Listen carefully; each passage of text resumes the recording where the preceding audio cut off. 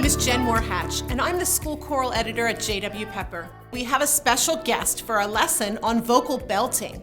Her name is Erin Guinup, and she is the founding executive and artistic director of the Tacoma Refugee Choir. Erin wrote a blog for Cued In about this topic, which is linked below. We're so glad that you're here. Can you tell us a little bit about your background? I've been teaching voice for over 20 years, and I've conducted choirs.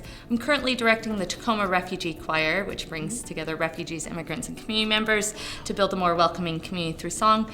And I've done lots of other things like consult with businesses on how to improve their tone of voice using musical concepts for good leadership. Can you explain a little bit more to us what vocal belting really is? Yeah, belting is something that singers do all the time.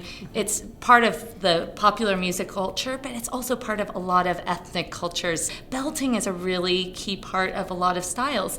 And if you look at a child when they're playing on a playground, they're usually using a belting type sound. It's important for us as teachers to be able to help our students safely produce these sounds and help them thrive in the what music they want to sing. Can you explain a little bit about what you're going to do? I'm going to sing 3 songs, excerpts from 3 songs, and these songs will demonstrate what it sounds like in my voice to sing with a belt sound, a legit, and a mix. Shy! I confess that I'm shy! Can't you guess that this confident air is a mask that I wear 'cause I'm shy? And you may be shy, way down deep and demure. Though some people I know might deny it, at bottom I'm quiet and pure. When I was an undergrad, I was taught that belting would hurt my voice, but now we have a lot more research that proves that belting is no more dangerous for singing than any other style of singing. However, when we are belting without any training, there is more risk of injury, so we have to be careful about making sure that we're balancing both sides of the voice. I try, though I'm quiet. When we're belting a song, typically we don't belt the whole song. We're belting portions of the song for those big thrilling moments. But other points we're going to be using our mixed voice. And that mixed voice is going to have a lot of the characteristics of that belting sound, but it's going to also incorporate more of that head function. Oh, could I know I would have to leave you, never again in this world, but oh, sure as you breathe, I am there beside you. Oh.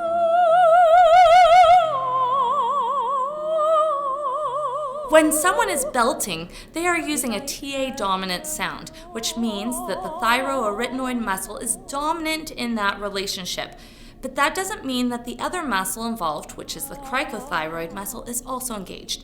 It's kind of like a bicep and tricep. You need both muscles to be working so that you have healthy function.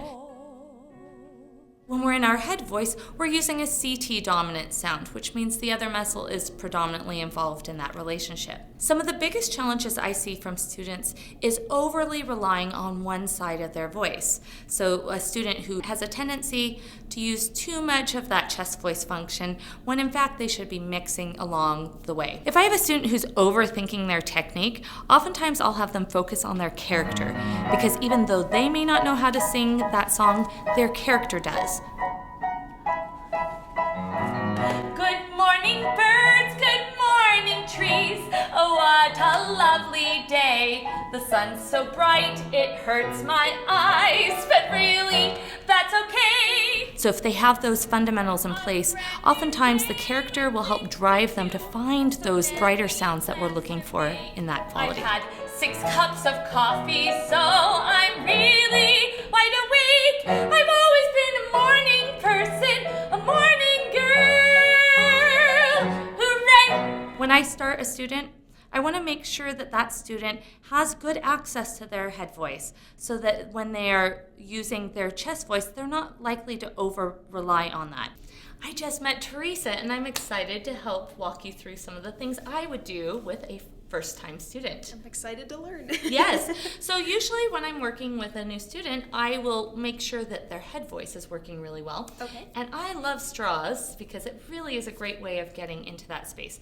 So just go ahead and go, Good, and usually I'll have you do that 5 or 10 times to make sure that we get up through there. And then I do what I call motorcycles.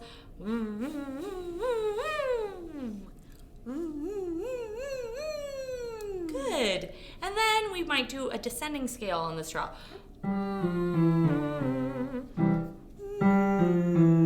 Then what I might do is I might do, using that same idea. Okay. Good, and you want to keep the airflow consistent from the straw to the oo. You don't want. Okay. Good, one more time there.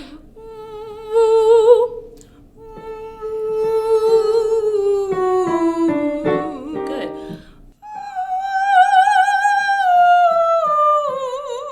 Good. So you Once feel, it gets up there, it's like, oh, that's interesting. how does that feel for you? Different. So from here, we can play with our speaking voice and access the other side of your voice. So say for me, hey! Hey! Good, and we want to make sure that it's not a grabbed sound, but that we're just using a lot of engagement from the abdominals. What I want you to do is go ahead and squat a little bit for it, like, so not knees forward, knees back, and squat. Okay. Hey! Hey! You feel how the muscles engage there? A little bit, yeah. Yeah, Okay. so those are the muscles you need to engage. Hey! There you got it. There we go. So, Okay, good. okay. Hey, hey, hey! Hey, hey, hey! Better. Yeah. And again, you can think a little bit of a squat to get if you are struggling to find those Okay. muscles. Hey, hey, hey, I'm Yogi Bear. Hey, hey, hey, I'm Yogi Bear! Good, and the sillier the better, right? Of course. Hey, hey, hey, I'm Yogi Bear. Hey, hey, hey, I'm Yogi Bear! That's perfect. I love it. Now, we want the engagement, but we don't necessarily need more air. So what I want you to do this time is blow out all your air and then do it.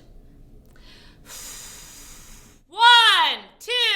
So right when I'm saying it, that's when all the air is coming in. So kind of? no, you're gonna blow out all the air and use what residual air is left in to do it. Okay. Yeah, it's Oh, counter. that's a game changer.